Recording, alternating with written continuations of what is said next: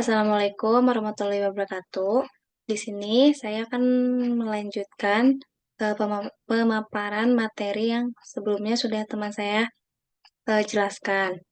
Sebelum masuk ke materinya, saya akan memperkenalkan diri.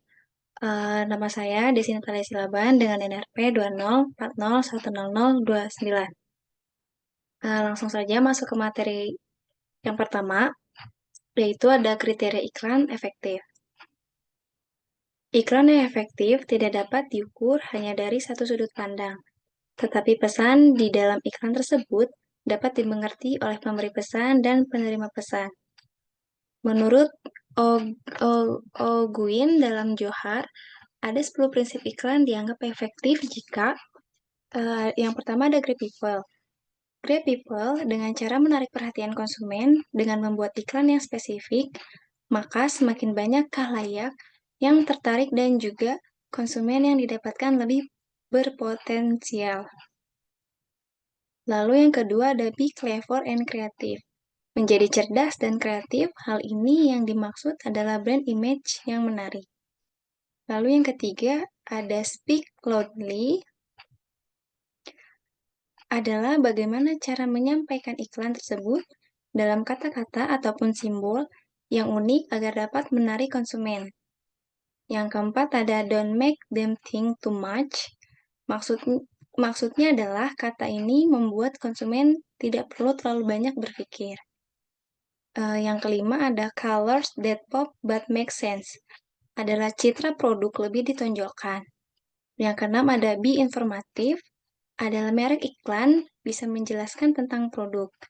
Yang ketujuh ada stand out and be memorable, yaitu keunggulan suatu iklan adalah hal yang menunjukkan perbedaan dari iklan tersebut, sehingga iklan tersebut menonjol dan mudah diingat.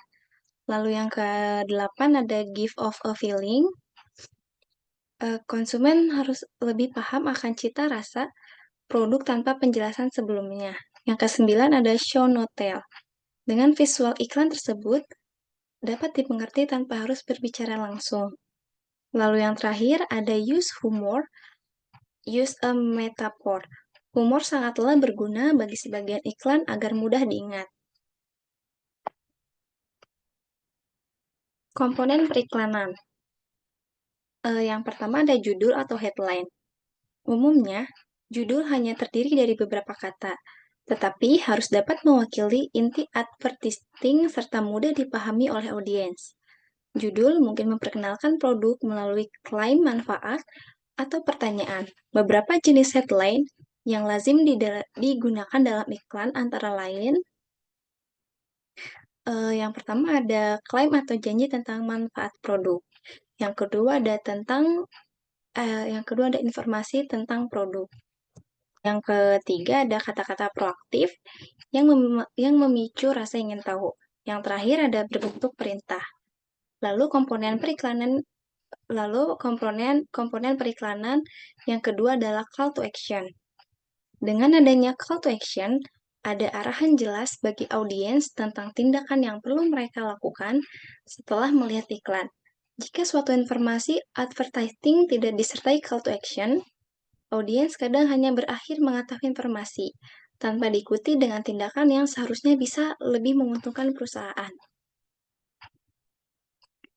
Lalu ada proses dan tahapan strategi kreatif iklan. Sebuah kreativitas dalam iklan tidaklah muncul secara tiba-tiba, namun merupakan suatu proses. Dalam proses pencapaian inti pesan, yang dikenal sebagai proses pengembangan kreatif, perlu diawali dengan upaya pencarian data, fakta dan realita dari masalah yang dihadapi. Menurut Wallace dalam Soraya, memaparkan proses dan tahapan strategi kreatif iklan. Terdiri dari 4 tahapan, yaitu yang pertama ada persiapan, yaitu kegiatan mengumpulkan informasi latar belakang yang diperlukan untuk memecahkan masalah melalui riset dan studi. Lalu yang kedua ada inkubasi, yaitu proses mengembangkan ide atau gagasan. Lalu yang ketiga ada iluminasi, yaitu upaya mencari pemecahan masalah. Yang terakhir ada verifikasi. yaitu upaya memperbaiki ide atau gagasan dan menentukan jika ide atau gagasan tersebut menimpakan solusi yang tepat. Lalu ada jenis iklan dan media iklan. Menurut Morrison dalam Makarim dan Sastika 2019, pengelolaan pemasaran suatu perusahaan beriklan dalam berbagai tingkatan atau level. Jenis iklan dapat diuraikan sebagai berikut. Yang pertama ada iklan nasional, lalu yang kedua ada iklan lokal, yang terakhir ada iklan primer dan selektif. Kemudian dijelaskan juga ada jenis media iklan berdasarkan media. Yang pertama ada iklan media cetak. Iklan media cetak diterbitkan di media cetak seperti koran, majalah, tabloid, poster, spanduk, dan lain-lain. Lalu yang kedua ada iklan digital. Iklan digital adalah iklan yang dipublikasikan melalui internet. Yang ketiga ada iklan film.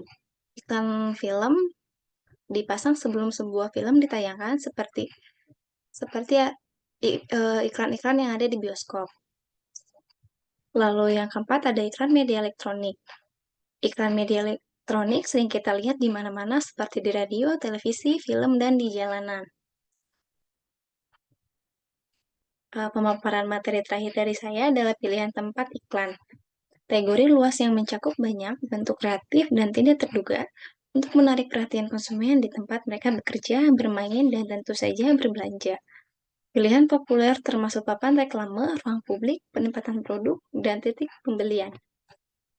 Mungkin cukup sekian pemaparan dari saya. Untuk materi selanjutnya akan disampaikan oleh teman saya. Terima kasih.